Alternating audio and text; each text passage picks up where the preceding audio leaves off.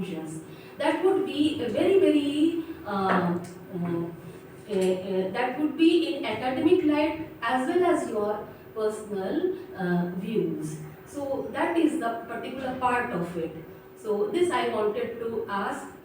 And secondly, very small question, that you talked so much about artificial intelligence, but as far as I think, artificial intelligence goes very far away from philosophy, because uh, in I mean, artificial intelligence and ethics, they do not go simultaneously. They are very far apart. No matter one talks too much about artificial intelligence and robo, but they cannot be ethically held responsible. So I just want some views on this artificial intelligence. So first you enlist your previous conclusions and how you see on this. So, ma'am, I'm taking, thank you, ma'am, for asking me. Second one is a great question, and I'm thankful for this. Ma'am, in the first question, I have a little bit confusion that all the thesis belongs to my title or any other thesis that are present in library or any other. No, not any other thesis, because the previous Previous work on my. previous work was, on my I mean, the title was same, and you are just working, I mean, in more detail and in more mature way. Yeah. So first you, whatever you have worked on that title itself, then what conclusions you have drawn previously? Most of the research thesis and the most of the articles that I pursue belongs to Oxford University and the other foreign national universities like National University of Singapore.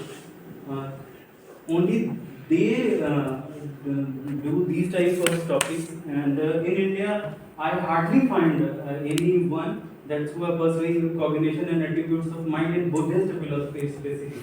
They're working in consciousness, they're working on cognition. Somehow, someone in Delhi University under KTS are also working on cognition of I'm Buddhist. not talking about other articles. In other, your own conclusions in other or thesis, previous thesis. in other thesis I followed my supervisor thesis because my language of writing is English, so there is only one thesis. No, what were your conclusions on cognition and mind? I went on my conclusion is What is the findings? my findings are very much larger than those findings which are present in some Western scholars' book or some Western because I thought, maybe it's wrong, but I thought my conclusion is totally a indict type of conclusion. It's a indict study conclusion. I can explain that the combination and attributes of mind, my view about my thesis about cognition and attributes of mind reflected in the Buddhist philosophy doesn't totally follows the concept of concept driven by the Lord Buddha in any manner, not blindly. I use this. I can't use this word. I can't use blindly all the things. You can just enlist 1, 2, 3, 4. No, very good. Like the process of 10 जो 10 जो Buddha Monks को करने हैं और परसेप्ट्स और जो Vietnam war के समय में उनके द्वारा बढ़ा दिए गए थे विज्ञान के द्वारा 4, तो मैंने उन चारों को भी देखा है। और फिर जो है कॉन्शियसनेस की जब बात हो रही है तो मैंने फिर लाइबनीज को भी देखा। मुझे सर ने गाइड किया कि तुमने चार्ल्स की किताब नहीं पढ़ी और तुम थीसिस लिख रहे हो कॉम्बिनेशन पर, तो मैंने डेविड चार्ल्स को भी पढ़ा। और फिर अभिधम्म पिटक जो मुख्य स्रोत है इसका बुद्धिस्ट फिलॉसफी के जो साइकोलॉजिकल एस्पेक्ट या माइंड और उन सारी चीजों का जहाँ पर चित्त की बात की हुई है, जहाँ पर कामालोचना Can you say what is something special about cognition and attributes of mind in Buddhist philosophy? What is so special about it? What are The the attributes of the mind.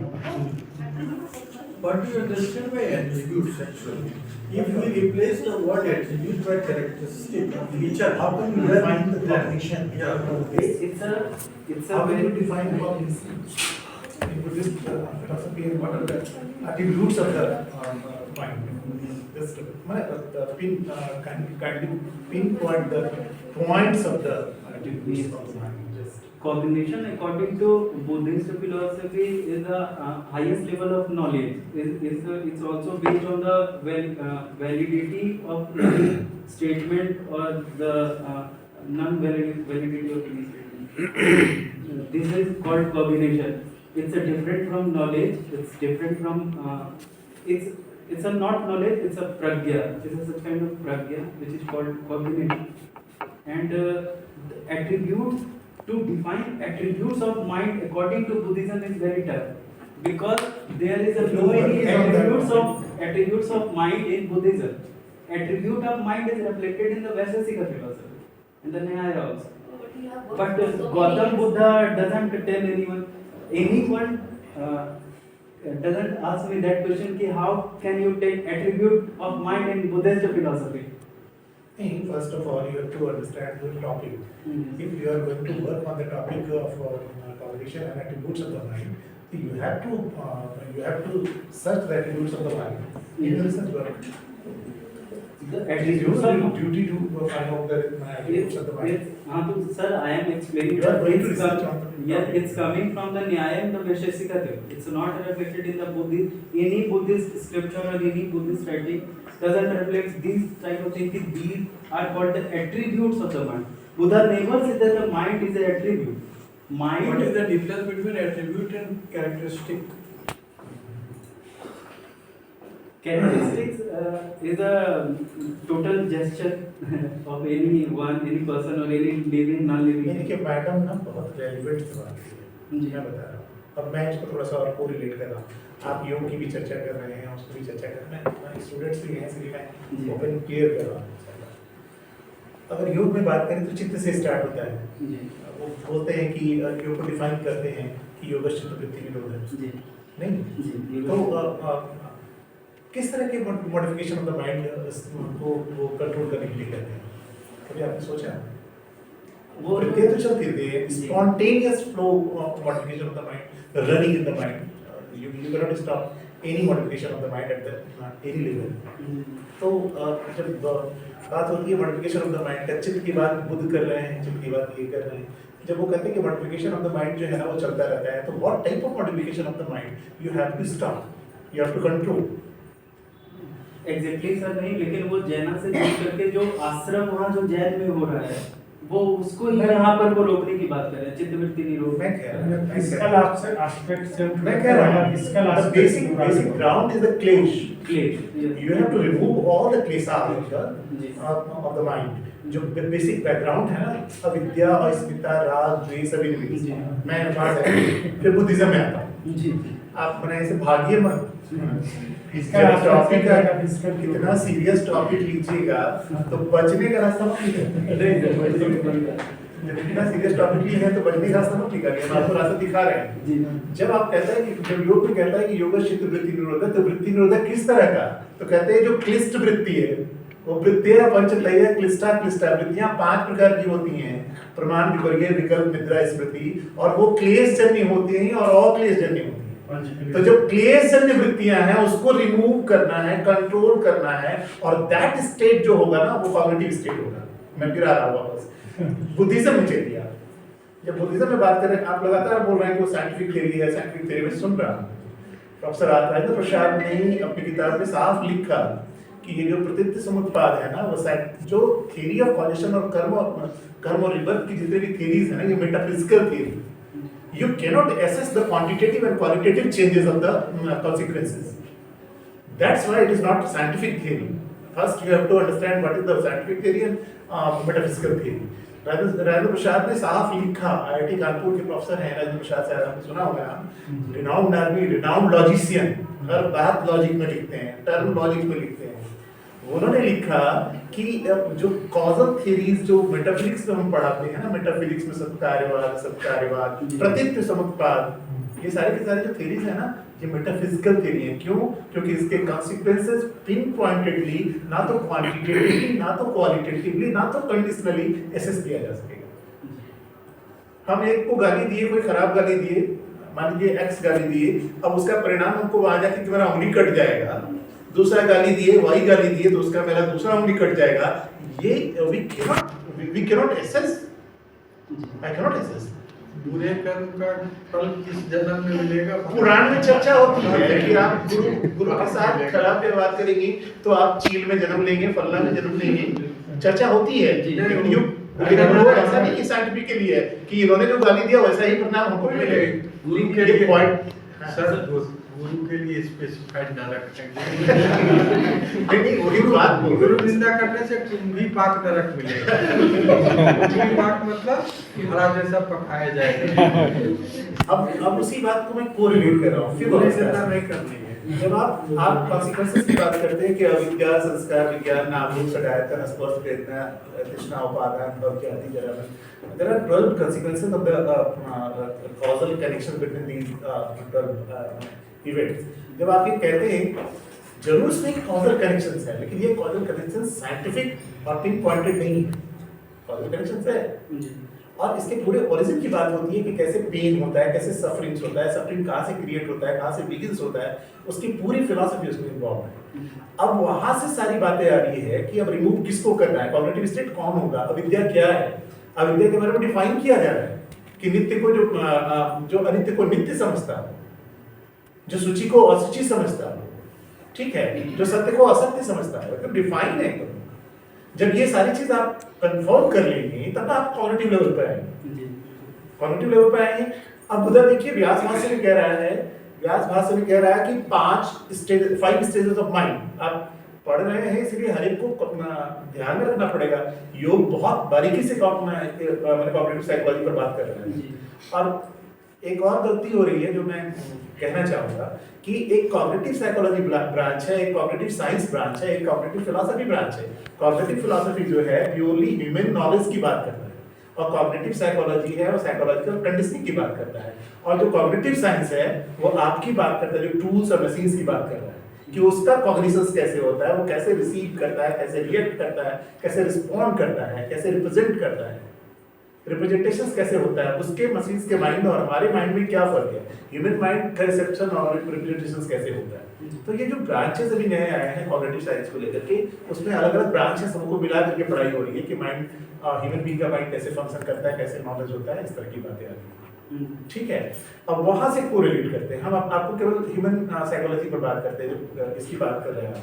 तो जब वहां पे कहता है कि क्लेश जन्य वृत्ति जो होती है, अविद्या, अस्मिता, राग, बेसिक कंडीशन, गीता में आइए, सकाम कर्म से जितने भी संस्कार बनेंगे, वो कहता है कि चित्त वृत्तियां, किसी भी एक गाली दीजिए आप, तुरंत वो संस्कार के रूप में, वृत्ति के रूप में हमारे मन में आएगा। ऐसे हजारों इंप्रेशंस हमारे सामने दिखाई पड़ रहा है और वो आ रही है और खत्म हो जा रही है माइंड से। लेकिन अगर एक गाली किसी को दे दिए तुरंत वो स्पॉट हो जाएगा। तो कहते हैं ये वृत्तियां जब रूढ़ हो जाती हैं तो संस्कार बन जाती हैं। जब संस्कार बनती हैं तो वो कर्मफल देने के लिए रिस्पॉन्सिबल हो जाती है। और अगर ये संस्कार अविद्या, अस्मिता, राग, द्वेष, अभिनिवेश से कंडीशन है, तब जाकर के वो मॉडिफिकेशन जो है ना वो कर्मफल के रूप में देंगे। और कर्मफल क्या देंगे? तो जाति देंगे, आयु देंगे और भोग देंगे। भोग भी दो प्रकार के देंगे, दुख और सुख देंगे। आप वहां पर भी कंफ्यूजन है आपको, वो भी क्लियर कर रहा हूं मैं आपको। मैं सुन रहा हूँ, बातचीत सुन रहा हूँ आपकी बात को।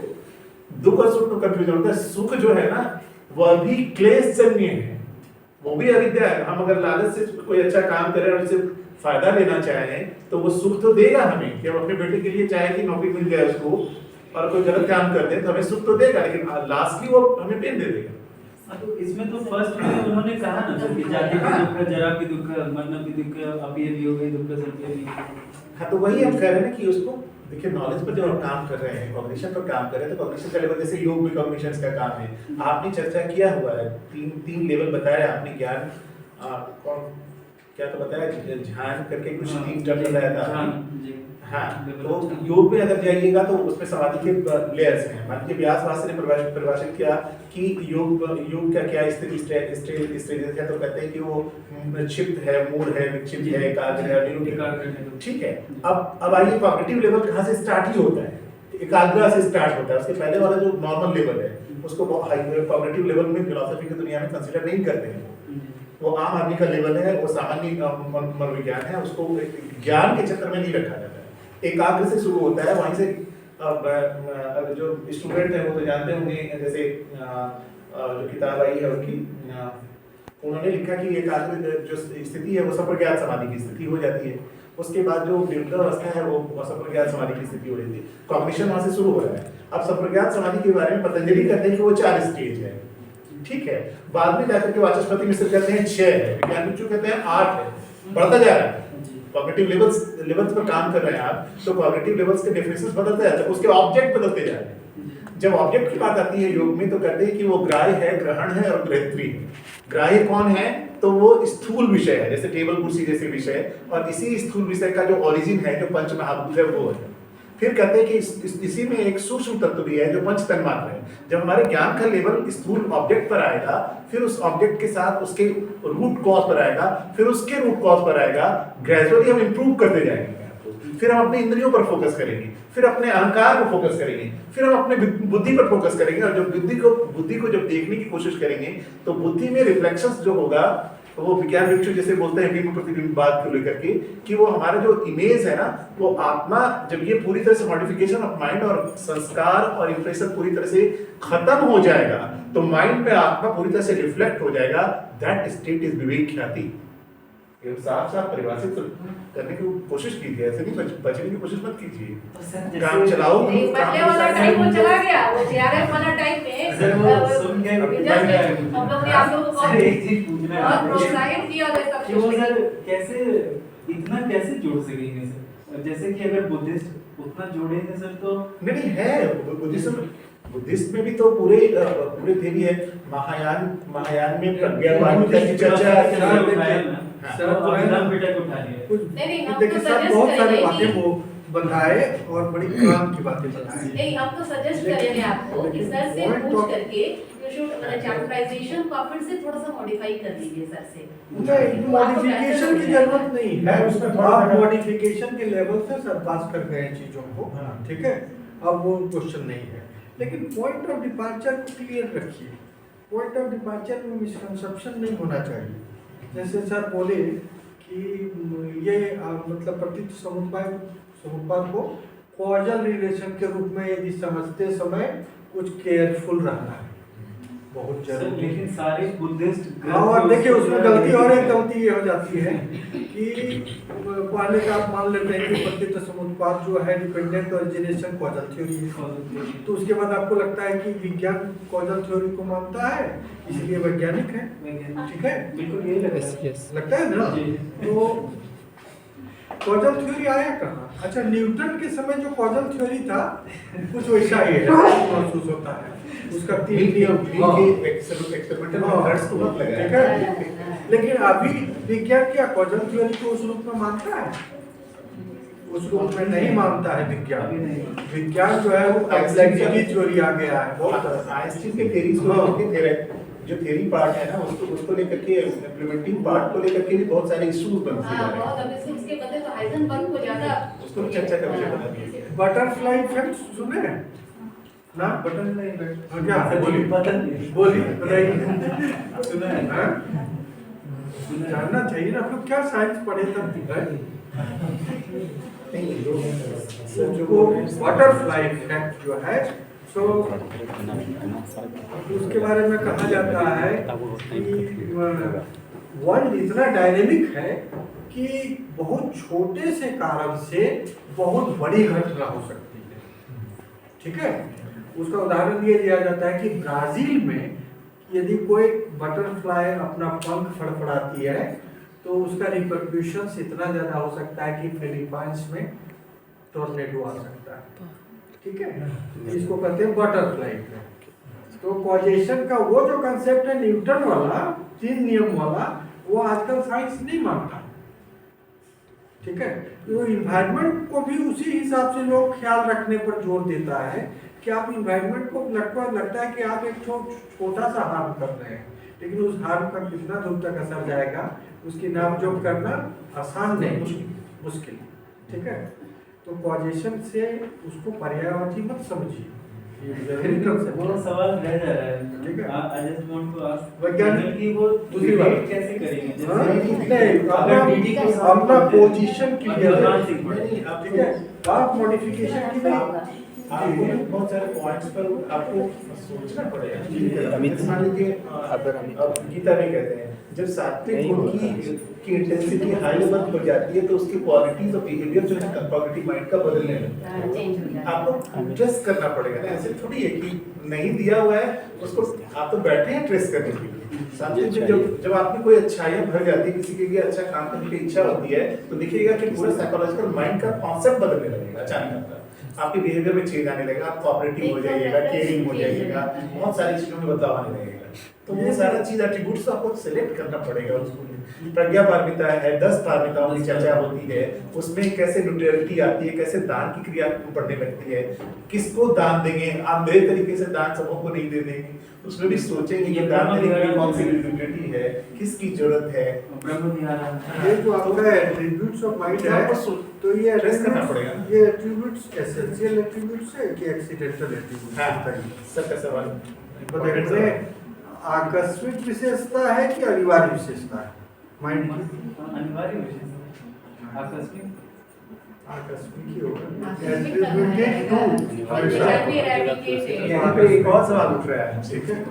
एक सवाल ये उठाया जा रहा है कि क्या बुद्धिस्ट फिलॉसफी में कॉग्निशंस को सब्सटेंस माना जाता है? हाँ, ये प्रॉब्लम यही सवाल पहले नहीं बताइए। नहीं उसमें आकस्मिक कैसे उसमें मतलब माना एसेंशियल होगा, सब्सटेंस मानना होगा ना। हाँ वही सब्सटेंस उसमें माना हुआ है वैसे ये सब concept क्लियर क्यों?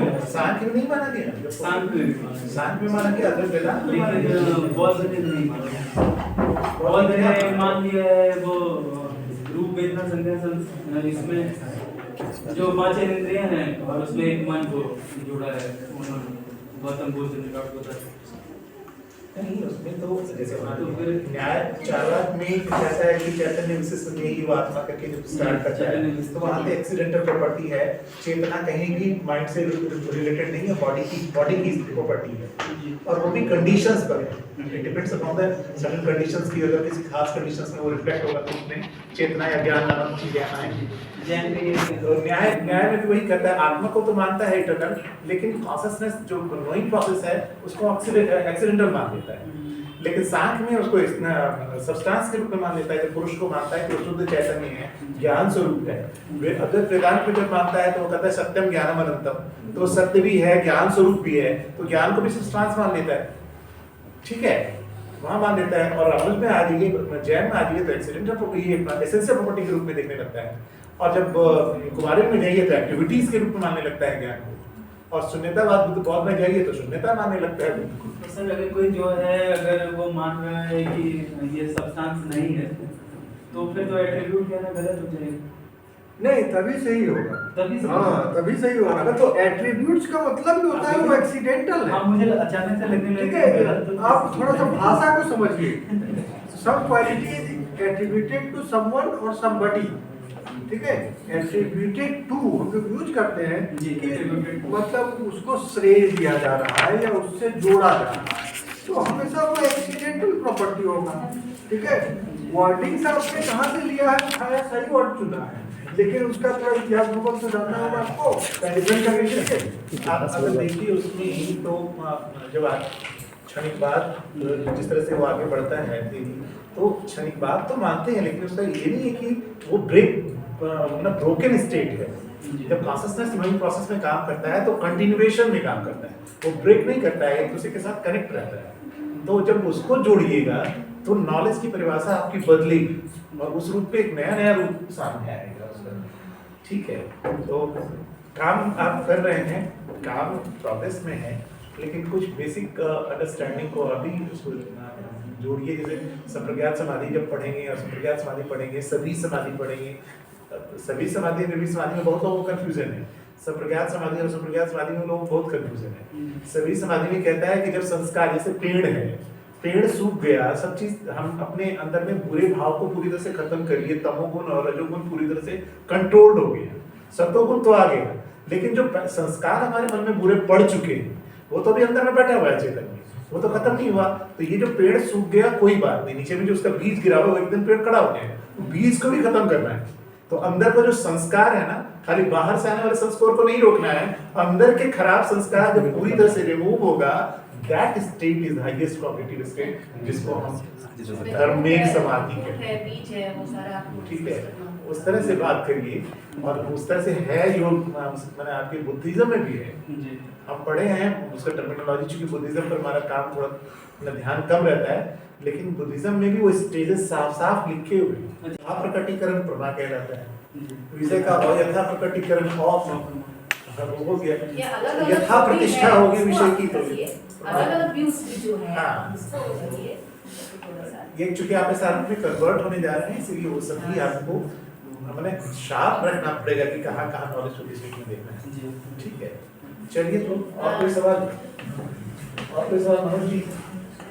और सर ठीक है सर, सर आप चलिए तो मैं on the behalf of the department and supervisor and all my colleague Yanni ji, Manoj sir, and I congratulate to you for upgradation.